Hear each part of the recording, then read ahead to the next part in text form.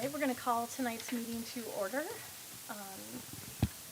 Before we get started, we're going to have our recognition first, and we're fortunate enough to have with us the synchronized swim team, the state champions. So thank you all for coming, and we'd like you just to come up here for the students, the coaches. Yeah. Come on over.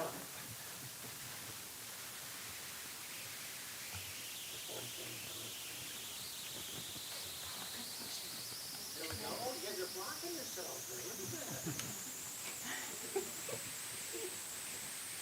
So I just wanted to let everybody know that our synchronized swim team, they are quite phenomenal. That's, I mean, tell people that's what they are. This is the third year in a row that the synchronized swim team has won the state championship. They have finished first at 8 out of 12 events, and 4 swimmers were named All-State. And if you were named All-State and I name your name, raise your hand for us, okay? Sophie Chow? None of them. Oh. Well, I'll say them anyhow. Practicing, yeah. Andy Dritter, Haley Schmidt, and Paige Smith. This is the 21st synchronized state championship for Stillwater. The ponies have never finished lower than second place in the entire 49 history of the event. So we've got Coach Kathy Henderson here tonight. Kathy, you want to say a few words or say anything about the swimmers? Well, this is just a fraction of our team. We had 36 swimmers on the team this year. And like you said, we have a long history of success. So you mentioned 49 years. That's just the years that the state championship has been in existence. But we are actually celebrating 70 years of synchronized swimming this summer.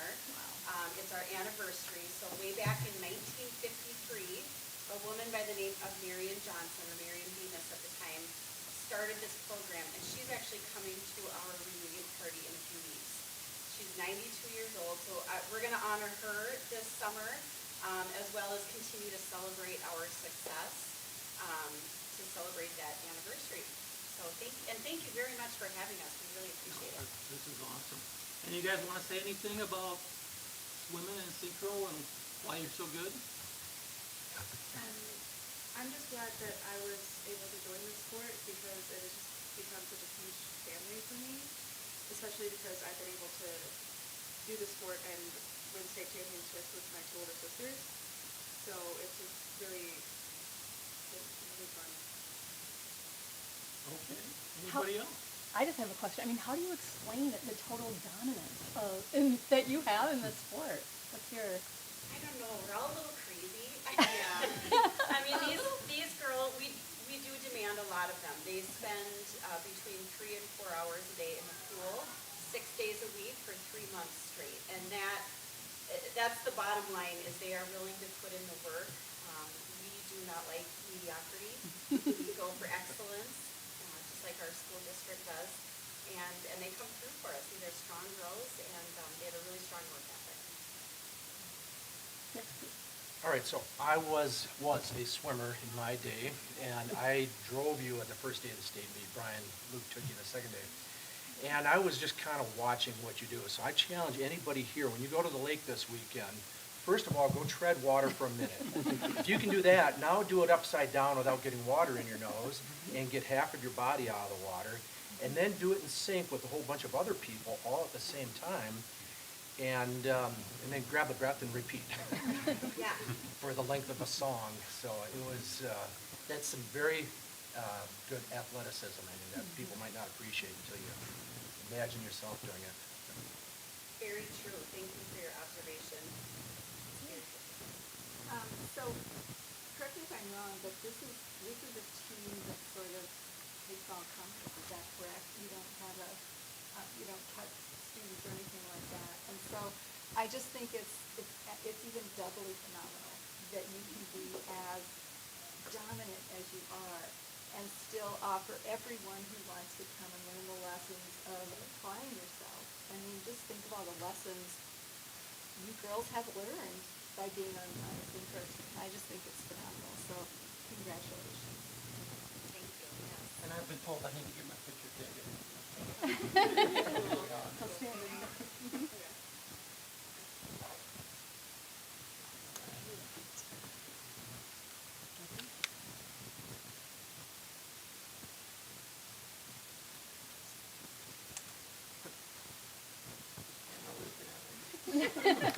Congratulations, and thank you for coming in on the summer. I know you guys probably have a lot of other things you'd like to be doing, but. We have practice in about 15 Oh. minutes. Don't be late. We would like an invite next year too, so we're going for another win. All right, you got it. Thank you. Have a good practice. And if anybody knows any alumni, July 13th is the party down at the JX Event Center. Anybody is welcome. We'd love to have as many show up as possible. Great, thank you. Thank you. Thanks. All right. That's a good way to start. Yeah, it is. Excellent. Yes. Okay, so tonight we have one speaker who signed up. I'm going to get the name right. It is Cliff Bujo. And he is going to speak. His comments are running over the 3 minutes. He has about 6 minutes worth of comments. Without objection by the board, I'm going to decline to offer him the additional minutes. I just think it sets a precedent that then we're extending to everyone, which tonight we have the time, but we may not always have that. If there's people that don't support that, they can speak up, but it is our rules, it's stated on the sign up, and I just feel like it's a slippery slope. So I've offered him to submit his comments. We'd also love him to come back to a future meeting and present as well. So he may go a little over, but he's going to respect that 3 minutes. So.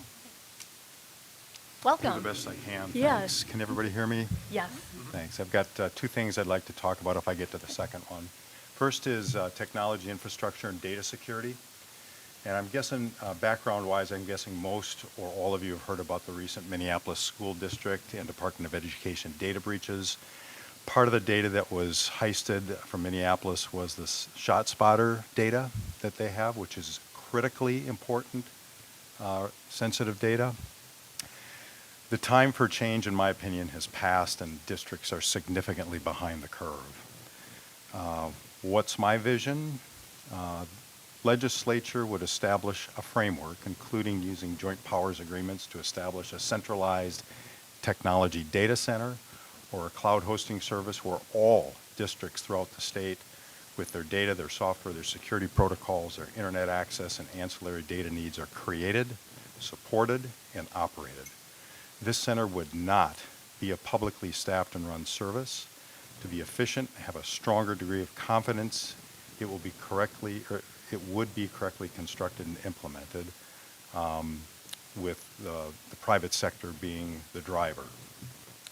And they should be viewed, the private sector, as the first and best solution. For every district's technology staff that are currently out there, I believe they should be viewed as the first best source of human resources for such a venture, thereby removing the concern of someone becoming unemployed. Why change? Because the risks are simply too great and funding is too precious. School districts should not be spending scarce education resources trying to manage data security and technology services in today's near treacherous environment. To do so is duplicative and a collectively inefficient use of public funding. All districts can be elevated to the best available platforms. Centralized technology services and support is faster, better, and cheaper through economies of scale and the ability to employ data security best practices statewide. All districts can be on an even footing, hopefully staying 1 or 2 steps ahead of the fraud and ransomware thieves. Call to action, as a board, I would urge each of you to work with your other local boards and local Minnesota Senate and House representatives to get this issue the attention it deserves. That takes care of that one. How much more time do I have? 30 seconds. Well, my other one has to do with financing, and I guess what I'll do is pull my comments together that I had hoped to present to this board and send them to each of you. Are emails available on the website? And I will reach out to you with everyone's email. Great. Thank you so much. I Thank appreciate you. your time, and I wish I could have presented everything. Thank you. Well, we would welcome you back, and thank you very much for your time. Yep. Thanks. All right, let's call this business meeting to order. Joan, roll call. Director Hackert. Here. Director Kelsenberg. Here. Director Lauer. Here. Director Petrie. Here. Director Corbeni. Director Thielander. Here. Chair Sherman. Here. You have a quorum. Great, let's stand for the Pledge of Allegiance. There's the flag.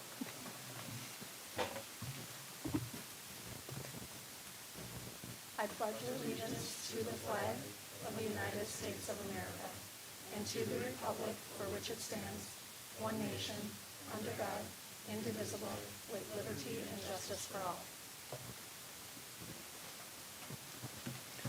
All right, I'll go ahead and make a motion to approve tonight's agenda. Can I get a second? Okay, Director Kelsenberg, seconds. All those in favor of approving tonight's agenda, raise your hand and say aye. Aye. Aye. Opposed?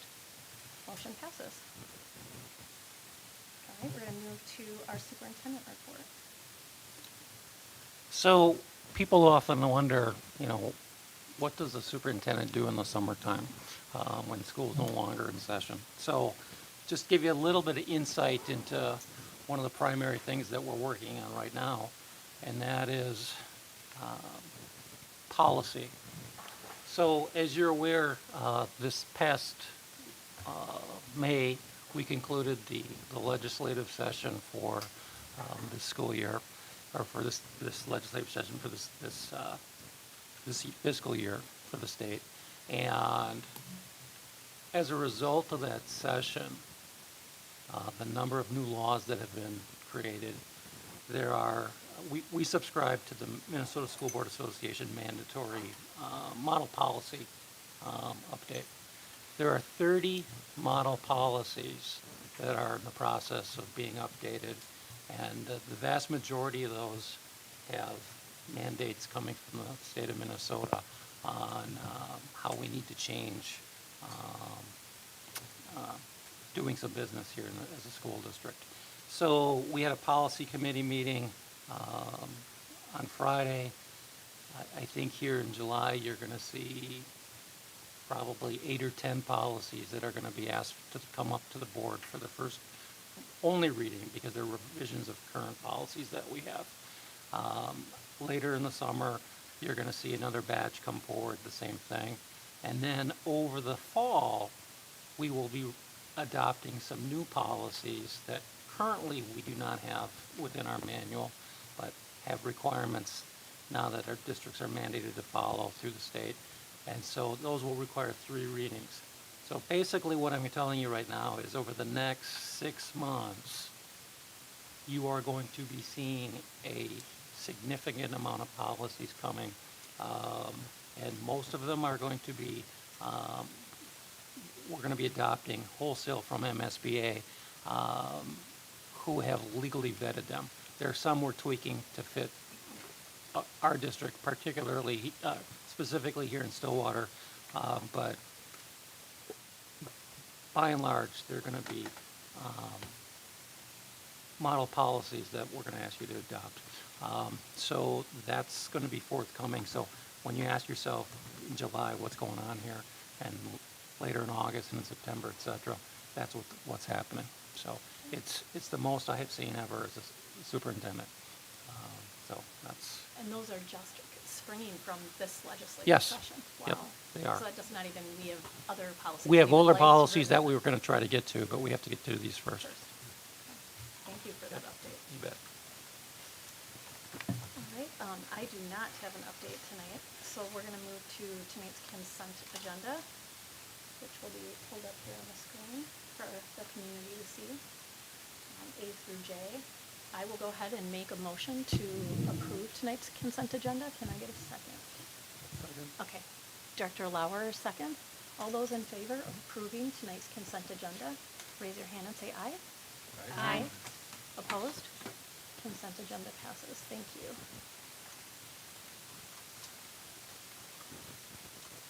Now we're going to move on to strategic direction. This is, for those at home, our agenda is now organized based off strategic direction. So underneath, utilize systems and align resources in an efficient manner to support learning. We have an action item, resolution relating to determining the necessity of issuing a general obligation bond. So we've had many meetings about our facility needs. Joan, do you have that slide?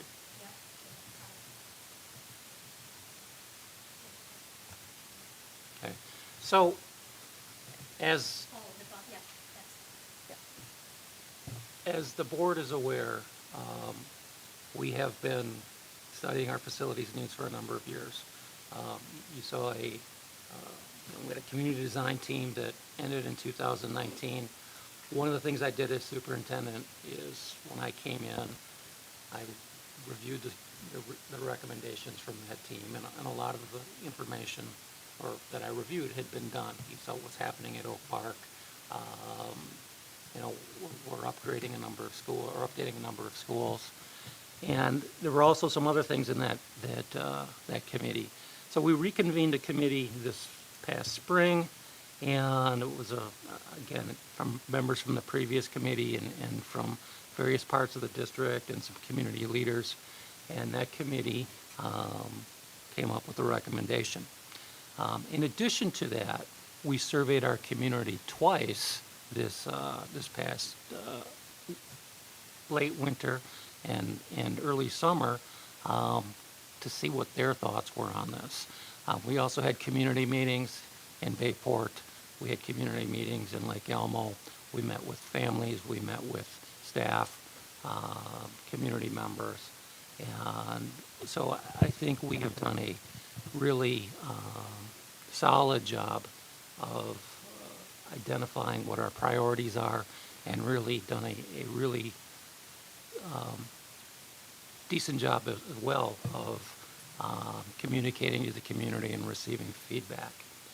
So as a result of all of that information, I am making this recommendation here tonight that I'm going to seek approval for the board to approve a resolution that we replace Lake Elmo Elementary within the city of Lake Elmo.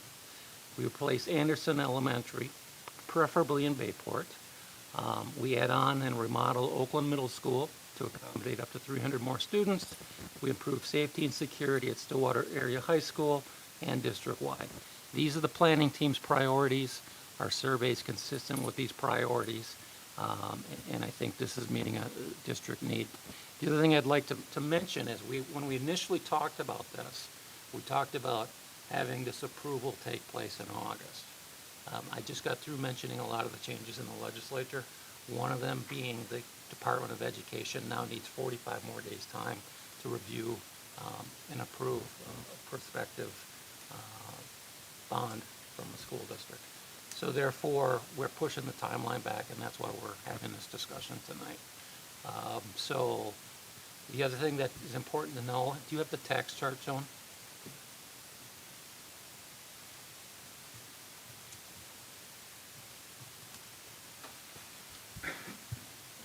So this is the impact on the taxpayers within the community. I don't know if you can zoom in on that a little bit. You can see that's good right there. Just you can scroll if you can a little bit. All right. So if you're a homeowner in the community, you own a $300,000 home. With the approval of this referendum, your home would be going up $10 a month, or your taxes would be going up $10 a month. If you were a $400,000 homeowner, you're looking at a $13 a month tax increase. And then if you scroll down a little bit, you can see the business impact as well, commercial, industrial. If you own a business that's a $500,000 business, it's $19 a month, et cetera, et cetera. So that's, kind of top to bottom, depending on the land value of your house. And we'll put this information on the website so you can get a ballpark of how this is going to impact you moving forward. So, Thank you, Superintendent. yep. I know that all of us might want to just, with something this large, just kind of go around and maybe talk about some of our thoughts, but I would like to at least make the motion and ask for a second first so we can have that discussion. I'm going to make a motion to approve the bond ask that it would be going to our community, this resolution. Can I get a second? I'll second. Great, Director Hockert with the second. This is a resolution, so it will require a roll call vote, but I would say it's open for discussion if you have comments you would like to make. Sorry. No, Director Petrie, I saw that. Actually, I just had a question.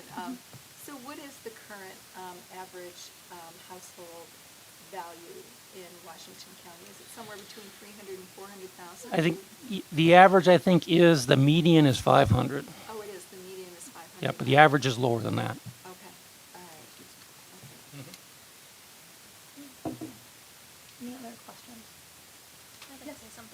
I just would like to say how excited I am that this is coming before us.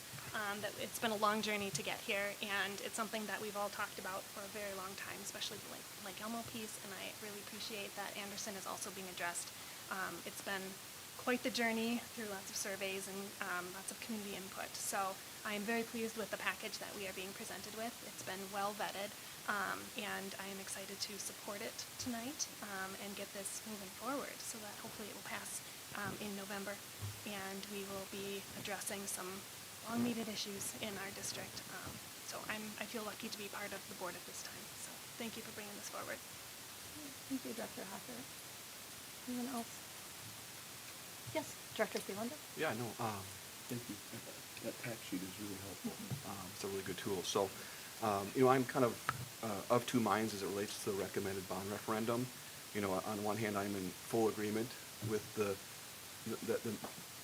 we must address the district's continued growth with the replacement of building new elementary schools for Lake Elmo, for Anderson, giving much needed love to Oakland, as well as implementing some additional safety and security improvements to our school district, including the high school. As I kind of mentioned in some previous board meetings, on the other hand, I believe we have an opportunity to do even more in the immediate future, such as addressing some other additional facility improvements, which I'm hopeful that we can at some point address those other worthy investments. But, nevertheless, after much discernment, I've come to the conclusion that the, recommendation being made by Dr. Funk and his leadership team is fiscally prudent. I think it's focused on our district's highest priority needs at this time.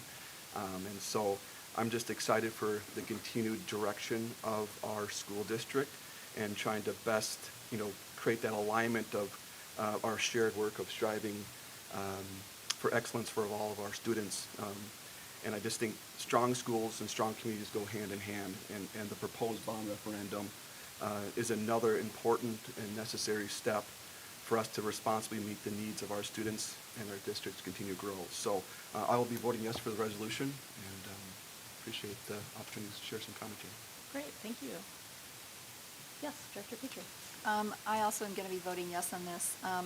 This has, you are right, Director Hockert, this has been a long time coming. I was actually looking at some previous board meetings from several years ago, and this was a huge topic of conversation. Not so long, like 10 years ago, so much of the area south of Highway 36 was farmland.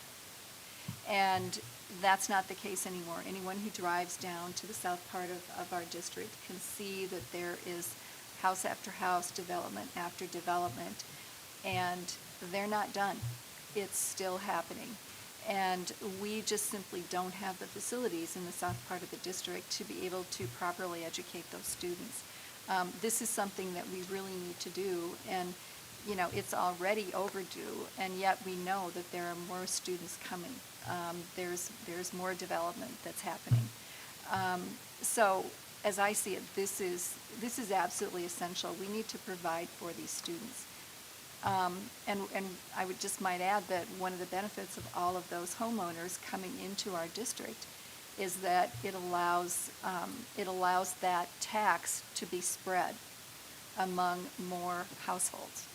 And so I would just caution taxpayers that, it may not be as onerous as you think, depending on how much growth we continue to see. But we do have an obligation to those new students and those new families who are coming in. So I will be voting yes for this. Great, thank you, Director Petrie. Yes, Director Lauer. Like Director Thielander, there are obviously things that would be nice, other things it would be nice to be able to address. This is one of those classic things where, as a community, of course, we want everything for our students, and the reality of this bond request is, it's doing what needs to get done, and we'll try to figure out the rest. And that that's kind of where the struggle comes in. I think we've discussed this, where you keep saying we'll address what needs to get done now, and getting to what you want to do sometimes doesn't always get done. It would be nice to find some way forward to expand the auditorium at the high school. Things that we know we want to support. We've got this world-class music and theater program, and yet, they're obviously vastly undersized. So, this has to get done. There's no doubt about that. We want to do more for our kids too. So, hopefully we can do that, but I'm a yes. Great, thank you, Dr. Lauer. Dr. Kellenberg? I will be voting yes as well on it. The two main things are the Anderson and Lake Elmo schools, and I've been in those schools a number of times. You get great people working in those, but in a rough environment. And if I ever go there, you almost need a guide because you're going to get lost. And they have to make do with so many nooks and crannies just to have any special needs services and whatever. So it is a need, and so that's what we're addressing right now is just needs. So I am in full support of it, and also I emphasize what you touched on, Bev, was the tax amount is the starting point. It most likely will be going down from there as more houses, and you see the digging going on right now. It's more houses that's going to spread that amount further out. So I'm full in favor. Great. I would like to say, I'm in full agreement with what everyone has said here, and so I'll be enthusiastically supporting this. My family went to Lake Elmo Elementary, and I can speak firsthand about the magic that goes in our schools, despite the inequitable and old facilities there. So I'm very excited at the opportunities that are going to present themselves for our students and for our staff at both Anderson, Lake Elmo, and Oakland. Oakland has been extremely taxed over the last several years. So the growth is here. This is certainly not a flashy bond request. I know that we've talked about that, and we all want to serve to do more and to provide more for our students. And I guess I would encourage us to keep that goal in sight and keep working towards that. And I think we have the right team in place now that's also committed to doing that work. And I would ask the community to have that dialogue with us in terms of what ideas they have, what needs they see. They're certainly out there. And so I look forward to meeting these needs that have been here for years that just need to be addressed. But also what we can do moving forward now that we're kind of getting them to be in a more stable place. And I just want to emphasize that for me, respecting the taxpayer tolerance is a big reason why I'm not pushing. I feel like we still have room to grow to just continue to build that trust with some of the transition and instability we've had over recent years. So I'm looking forward to that. So I too will be supporting this. Unless anyone has any other comments or questions, we'll go ahead and do the roll call vote.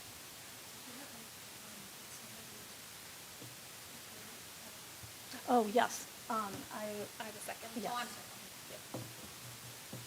Dr. Huckert, Yes. Dr. Kelsenberg, Yes. Dr. Lauer, Yes. Dr. Petrie, Yes. Director Thelander, Yes. Chair Sherman. Enthusiastically, yes. Resolution passes. Great. And now the work begins. Great. Okay. We will move on to another resolution.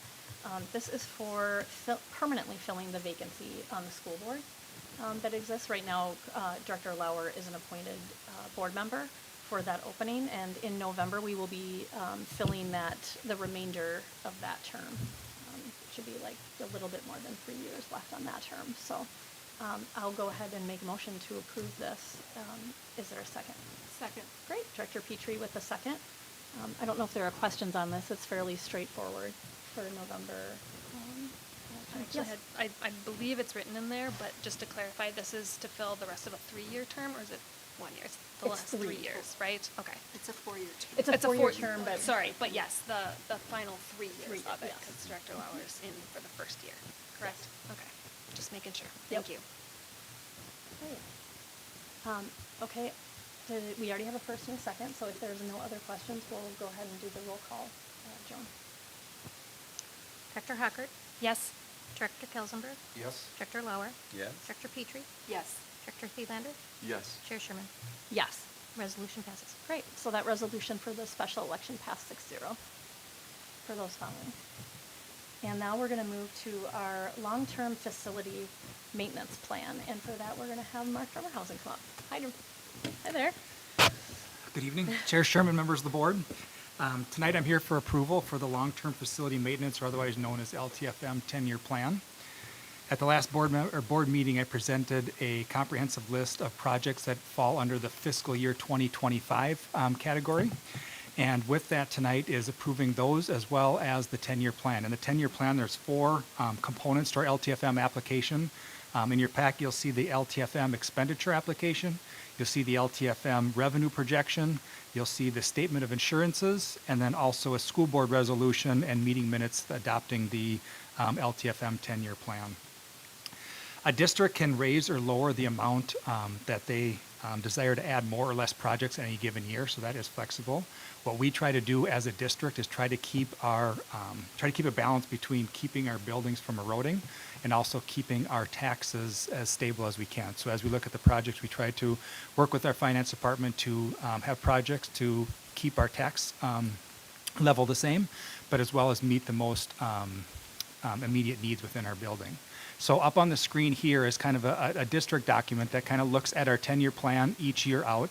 And then it's kind of color-coded for some of the bigger ticket items that are on the projects. I do want to note that you can see over the next 5-6 years, a lot of the orange is a lot of our mechanical systems, so making a concerted effort to update our mechanical systems in a lot of our buildings. You will also see within that number, though, that is not just the price of the mechanical projects. It's all the projects that's slated for that year into one. So it's just the number on there. I don't want to get stuck in saying, okay, the mechanical is that much is what it's going to cost. There are other projects that will probably be associated within that year that make up that number. It's just whatever is color-coded is the highest kind of big ticket item within that group of projects. So it's not necessarily if you want to compare mechanical from year to year or a classroom or a restroom or roofs. They can't really compare those individual cells because there's other projects within those individual cells that make up that number. So just look at that just kind of for what the big ticket item is within that, that given year. This is a very fluid document, and tonight, we're adopting the 10-year plan, but the reality is we're only adopting the fiscal year 2025 projects. We'll be back next summer to talk about the 2026 projects and then updating the 10-year plan, but internally we kind of want to have a list of what we see out for the next 10 years, and then as things happen, whether things break down or we have some damage here or there that we need to fix, we'll adjust projects accordingly. But you can kind of get a sense of kind of where we're looking at as a district going with our LTFM projects here over the next 10 years. So with that, I'll open up for questions here in a second, but there is also a board resolution that will need to come with this plan. So I know the resolution will be up on the screen. And so with that, I'll open it up to any questions or comments that you have about either next year's projects, 2025, or our 10-year plan, or anything with our LTFM process. Great. So before we have questions and discussions, is there a motion one way or the other on this, as the LTFM? I'll move to approve. Great. Director Hocker makes the motion to approve, and is there a second?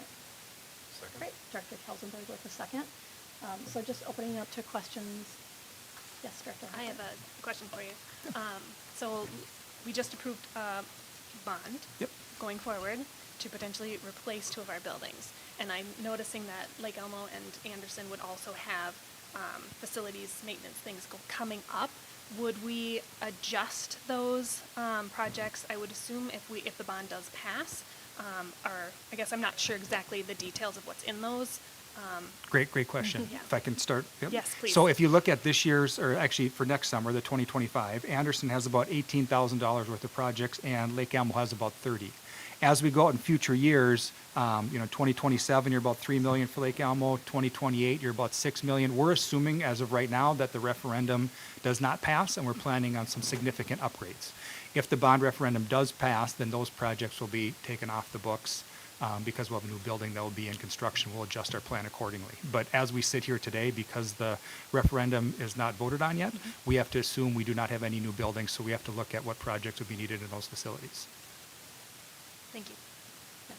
Director Thielander. And just kind of piggyback on that question, so is creating some more equitable learning environments district-wide, that's actually not a part of what was the approved board referendum. that's going to be incorporated within an ongoing process over the next 10 years. Is that Um, accurate, or? Yes and no. So what the LTFM funding is really replacing like for like. So we can only replace what we currently have. Okay. Now, there are some instances where if we're in a classroom and we need to replace some casework or some ceiling and some lights, and then we're there, we say, oh gosh, it'd be really nice if we could move this wall and open up this classroom, make 2 classrooms. Then we could look at a different funding source, maybe our capital, operating capital budget or something to put in, hey, if we demo this wall, that's going to cost X amount of dollars. We're going to put X amount of dollars onto this LTFM project. So as we replace the what we have there, we can take other funding sources to create something different than what it is right now. But we can't use this funding for different spaces than we currently have. Just to clarify, I would think that the advantage, though, to this is if, when the bond passes, we can take some of the LTFM projects slated for Anderson and Lake Elmo, kind of our older 100-year-old buildings that need more maintenance, that like-for-like replacement, and apply those resources to other buildings that maybe have like-for-like replacements that aren't as high a priority, but now they would become more of a priority, right? Like if you... Correct, or we can take those dollars off the books and relieve some of Altogether. the, yep, and relieve some of the tax burden on that given specific year. Perfect. Yep, so we can have those discussions down the road, but we can have Yep. one of those 2 options, correct?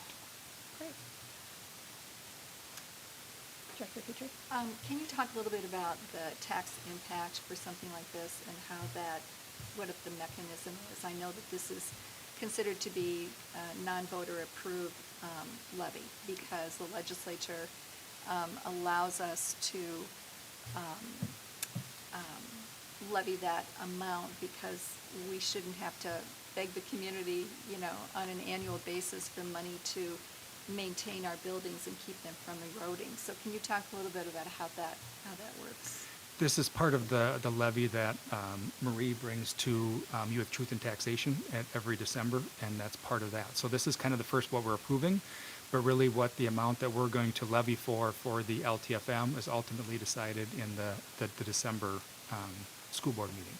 So what this tax impact in its isolated state, I don't have that specific amount right now because it's tied to the broader picture of what we're going to levy for next year at the December meeting. So I think Marie could probably break that down a little more in detail when we get in December, but as of right now, this is a component of what that levy looks like.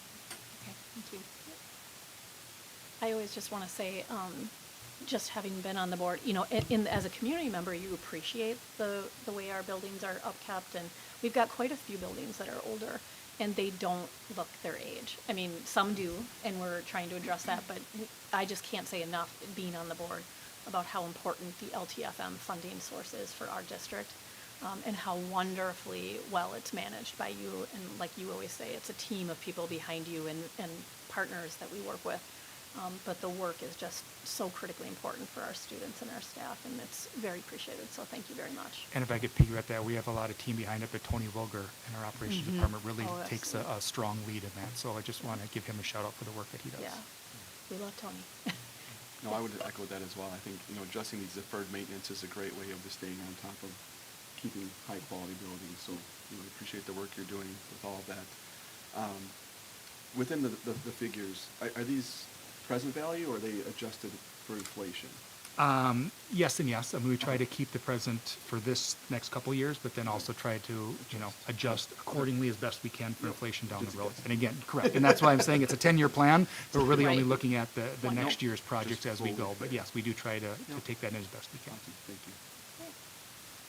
Any other questions for Mark? Okay, Joan, I think we're ready for a roll call. Director Hockert? Yes. Director Kelsenberg? Yes. Director Lauer? Yes. Director Petrie? Yes. Director Thielander? Yes. Chair Sherman? Yes. Resolution passes. Great. Resolution for LTFM passes 6-0. 6-0. Okay. And now we're going to move on to our next action item, which is the 23-24 preliminary budget. And welcome, Marie. Good evening. So this evening, I come before you with our final budget presentation for 2023-24. And again, and before you, you will see some of, just highlighting some of these slides that you've seen. They should look familiar. Again, these are some of those influencing factors. We continue again to watch the legislative adjustments. That's one of the key factors.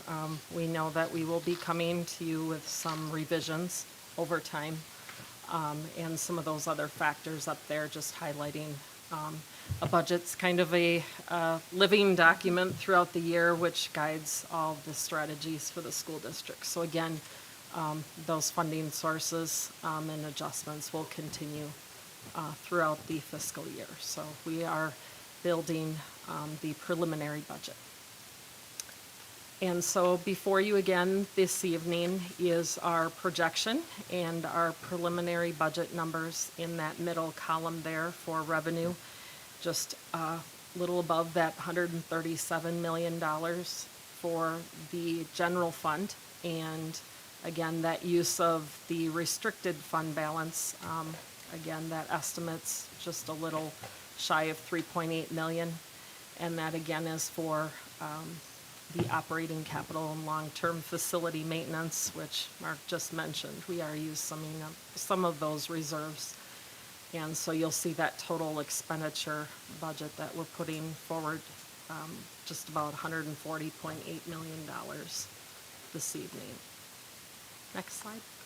And so that's just, again, a breakdown of the revenue in the middle column there as compared to our budget we're currently in for this fiscal year, the next couple days. And you can see those differences are the property taxes, our levy that was passed last December, and then the state aids is the main, and that really is our legislative revenue, which some of it is categorical or tied to different areas. And then the largest being the funding formula. And then you can see some of the other offsets, the federal and our other. So that total, again, you can see 137 million. So just shy of 9 million is our difference in revenue. Next slide. And you can see the categories of the different general fund expenditures. The largest being the regular instruction, special education, and transportation. Those are the three largest categories, again, for those expenditures that are increasing. And so before you this evening is the preliminary budget, and this is all of our funds. So if you look at that middle column, you'll see the total there for the general fund, and then also our food service budget. For the expenditure side, 6.9 million, community service, 8.1 million, building construction, which is a lot of the projects. We are planning to use some of our LTFM bonds. So again, 6.1 million, and then our debt service, which funds the bonds, and we levy for that, so 9.9 million, and then our custodial fund, which is our scholarship, our trust. So that's $10,000. So before you this evening is the budget for your approval. You can also see the projected fund balance on the bottom right. Currently, our fund balance is projected there to end the fiscal year at 13.7 million, with our unassigned being about 5.8 million. And that's based on some of our more actual numbers in the budget summary book you received. That was more based on our revised budget. So you'll see some differences, and we continue to watch that as we close our books based on actuals. So we gave you just some different scenarios. I tend to look more at our actuals and see where they're coming in. So we'll keep you updated on that. So before you is the budget to proposed for our preliminary budget and for approval this evening as presented. Great. And just to clarify for the board and I guess the community, we're doing this now, this is when we do it every year, and it's mandated by the state by the end of the month that we approve this. By So, statute. great. I'm gonna go ahead and make a motion to approve the 23-24 preliminary budget. Can I get a second? Second. Great. Director Lauer set with a second, and any questions?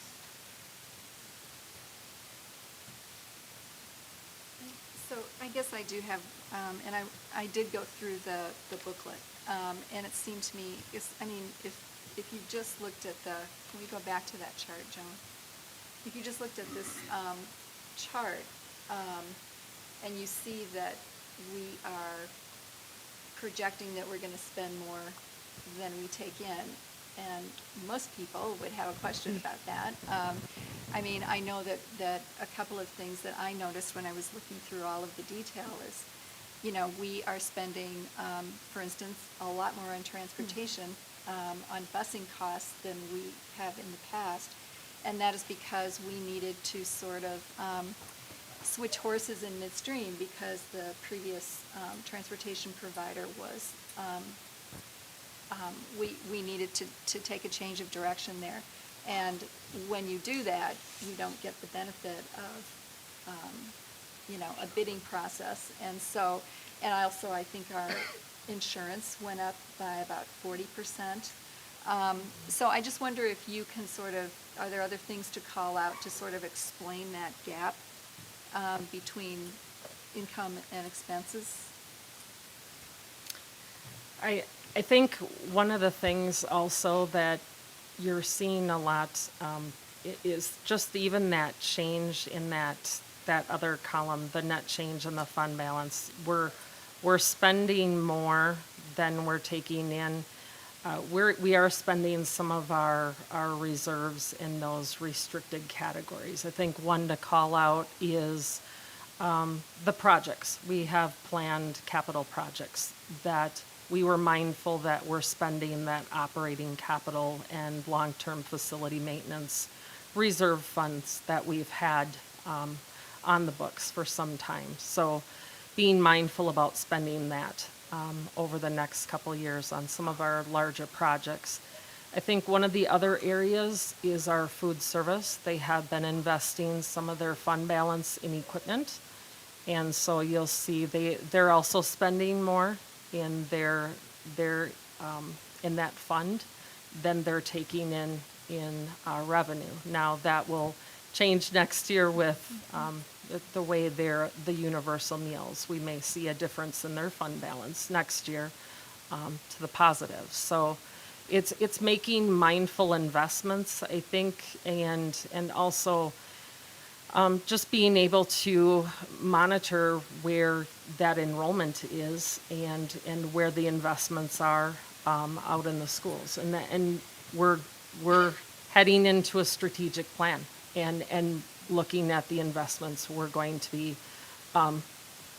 being more into schools and the bond levy that we're approaching here. And I think it's being strategic about our future investments. And I'll let the superintendent add if he has more. I think it's important, and I think Allison, I think you mentioned it earlier this evening, talk about stability. This is the first time probably in 3 years we've got a permanent finance director in place, and she's been here, 6-7 months now, and so she's starting to get a handle on our expenditures and our income.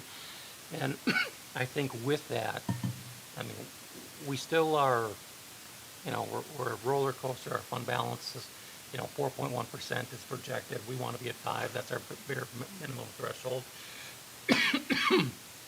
But we have a lot of things that we uncover as we move forward here, and not just the finance director is new. Our HR director is new. Caleb has been in position for 2 years. We have Mark's been here a little bit longer, but there's been just a lot of turmoil at the district level that we still, I would say, on a weekly basis, if not a daily basis, sit down and say, what are we doing here? Why are we doing this? Where did this come from? And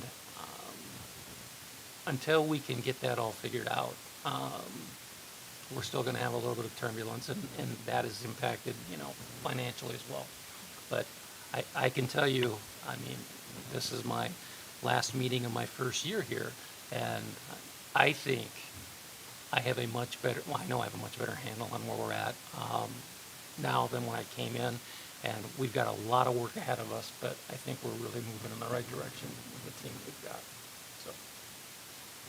Yeah, thank you for that explanation. I agree that we are moving in the right direction, but I just sort of thought it was important to sort of frame that and explain to the community why we have this, a little bit of a mismatch right now. But we're sort of, there are a lot of things that we've had to do over the last couple of years to kind of right the ship, and it's not as though that process is complete. No.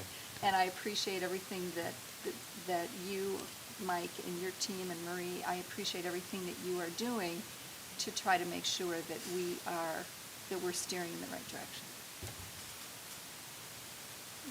Any other comments or questions? I want to echo everything Superintendent and Director Petrie just said. I mean, if the community could see the work that goes in making a transition like this, new staff, new leadership, and really kind of unraveling a ball of yarn, almost, and I'm sure you just do uncover knots and hiccups daily. And so the time that you put in and the energy that everyone behind the scenes puts in to kind of get us on that right track again. I feel better knowing you're all here, and I think it's really, we're kind of building that momentum to really be where we want to be in a few years here. So stay the course, and we're going to go good places here, so I'm excited. So thank you very much for this. We do have a first and a second, right? Yeah, okay. So if there aren't any other questions, we can vote. All those in favor of approving the preliminary budget for 23-24, raise your hand and say aye. Aye. Opposed? Great, motion passes. Thank you, Marie, for everything. Thank you.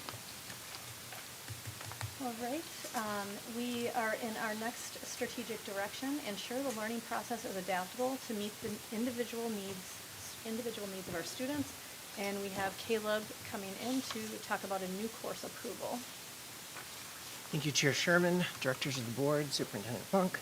I bring to you, or I guess bring back to you, a course approval process. So back in the fall, we had taken proposals from staff for a variety of new courses. And in that process, we decided to change our process to provide preliminary approval from the Department of Teaching and Learning, and then present in the spring for final approval of new courses. With this process, given us time to more fully develop some of the courses and understand some of the impacts. So presenting to you today, Ethnic and Cultural Studies 2. So this course is part 2. So we have had Ethnic and Cultural Studies 1 on the books in the registration guide for the last 2 years. And it's important to note that in the latest legislature, the state requires now that districts provide an ethnic studies course. Not that it's required of students to take, it's an elective, but all districts now must have a course in the registration guide. So we are ahead of state requirements in that regard. And based on the feedback that the teacher and administration at the high school have received, there is interest in having a part 2. So bringing to that second part. So Ethnic and Cultural Studies 2. Here's the course description. We did, as part of this year, allow students to register for the course to understand where some interest and demand was, with the understanding that we would bring it to the board for that final approval to ensure that the course then is able to run. So we do have students who have registered for this, and it's ready, almost ready to go in the fall. So the course description, this course is about the stories that we tell about ourselves and our communities. If we can go back one, sorry, I got it.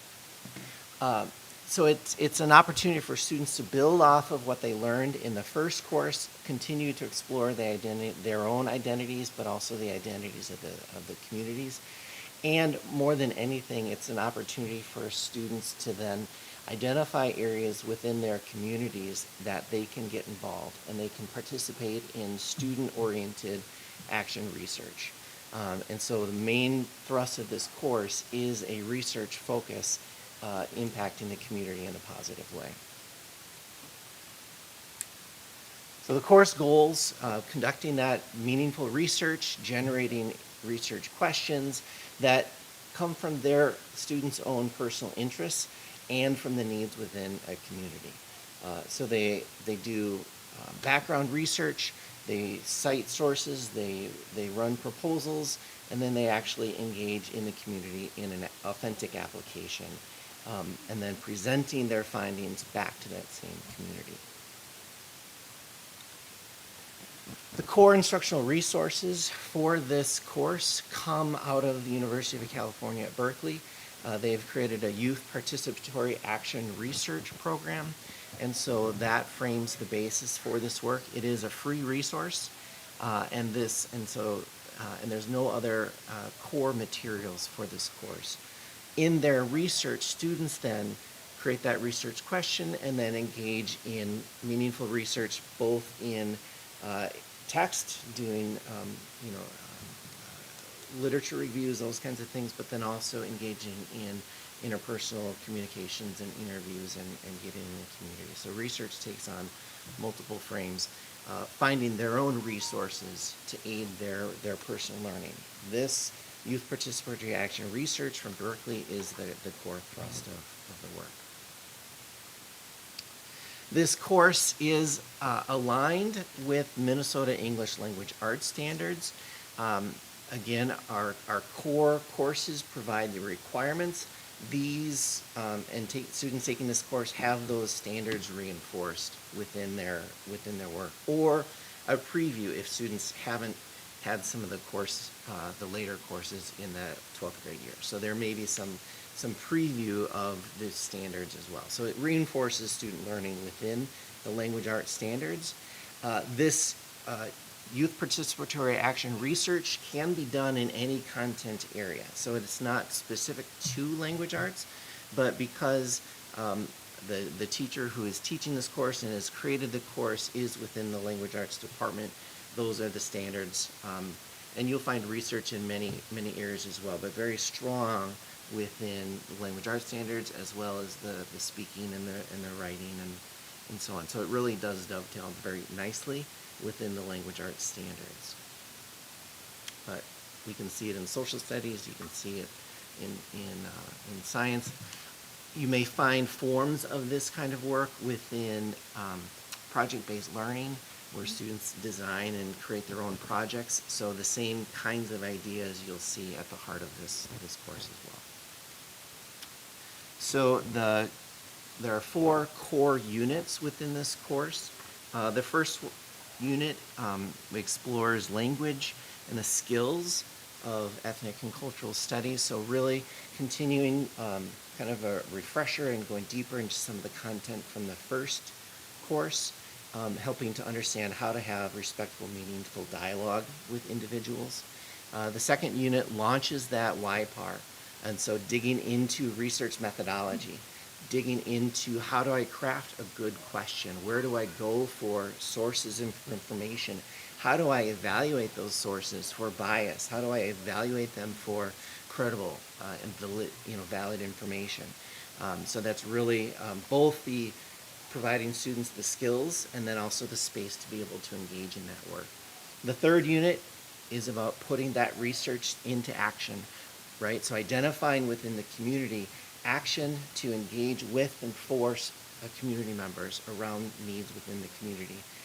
And as part of that, really understanding it's not just action, but it's research. And so it's understanding what the impact of that work has. And then the fourth is that showcase. So it's getting back into the community, sharing out and telling the story of the community and this work, as well as other academic presentations within the school as well.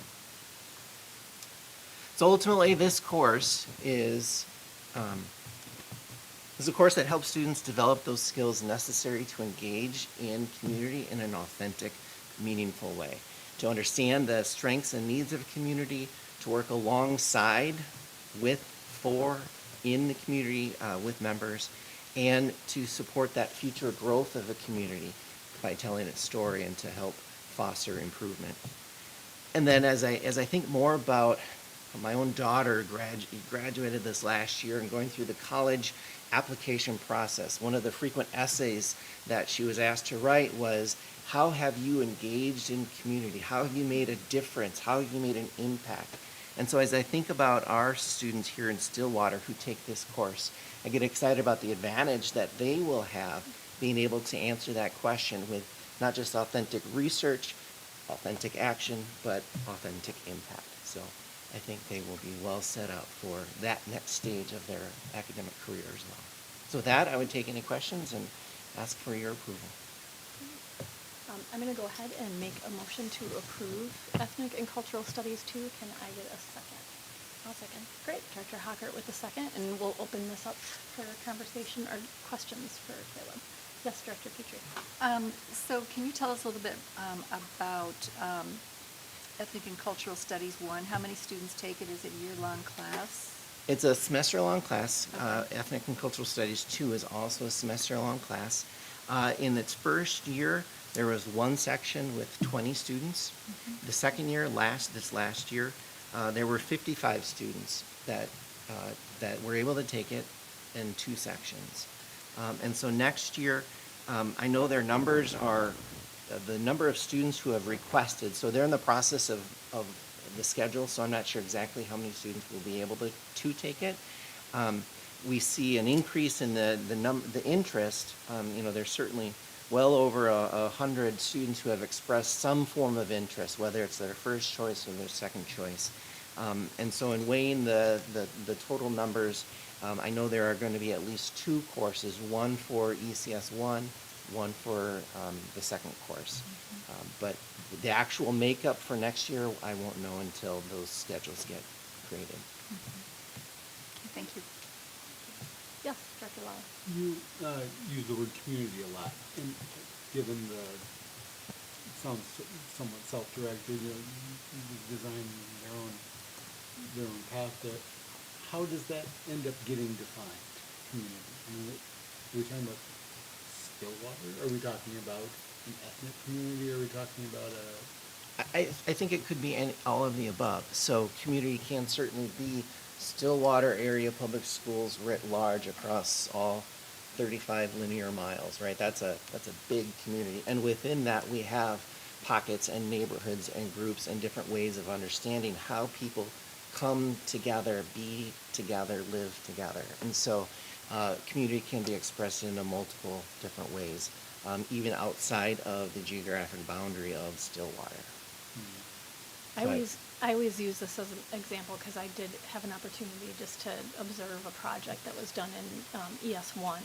And I was kind of shocked at the way they identify a community. I mean, and I think this speaks to how it's so student-driven and it really incorporates their voice nicely because one community was like mental health community. And so it was that particular student really exploring mental health resources in the community.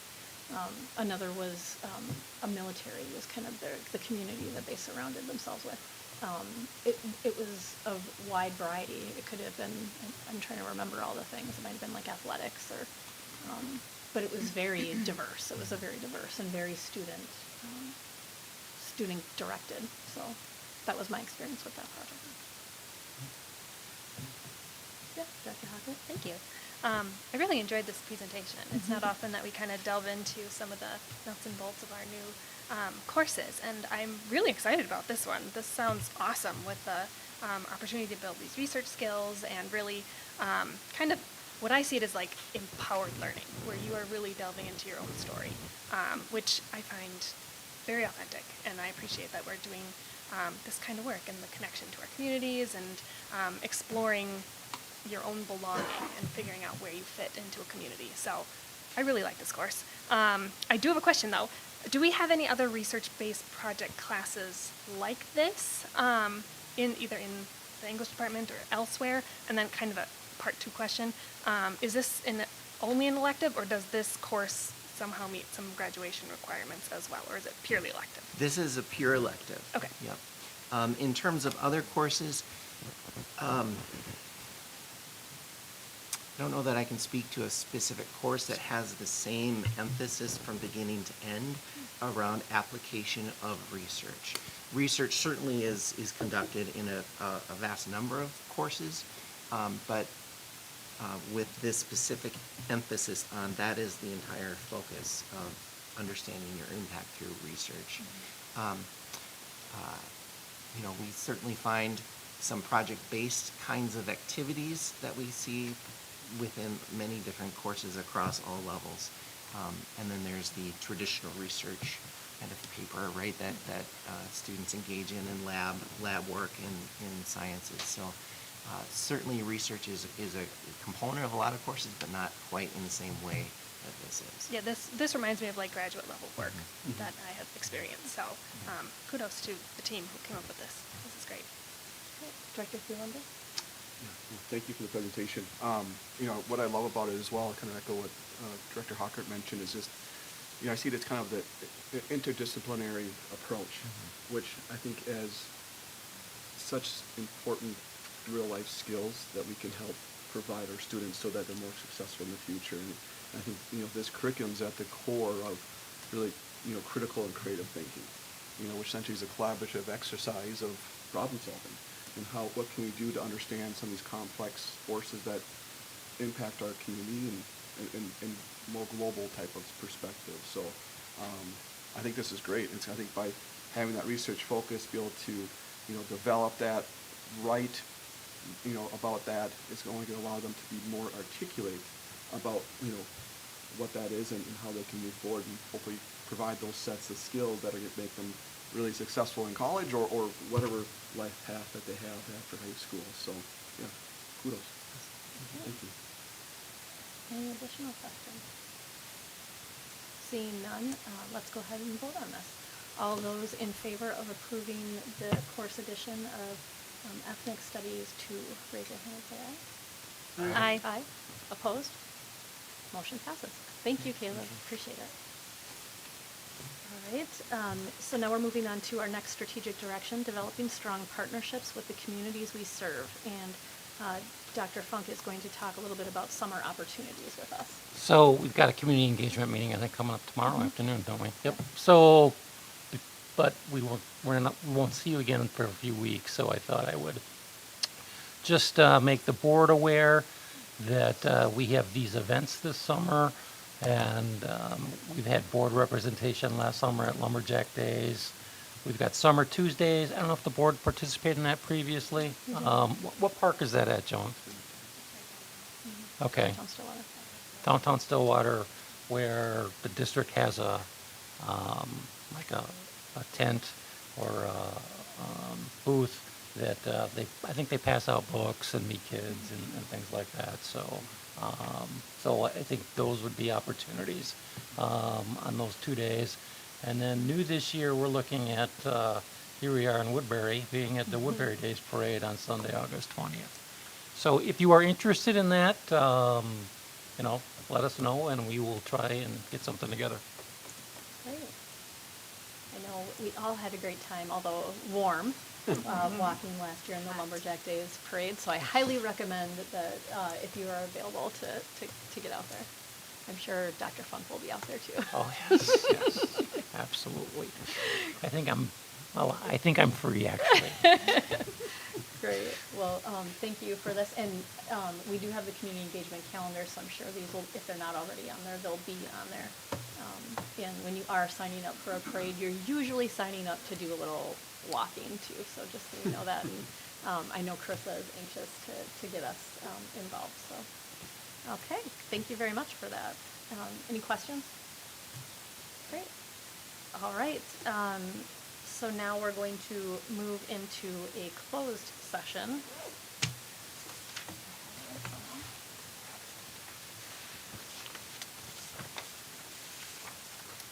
All right, the next item on the agenda is a closed session.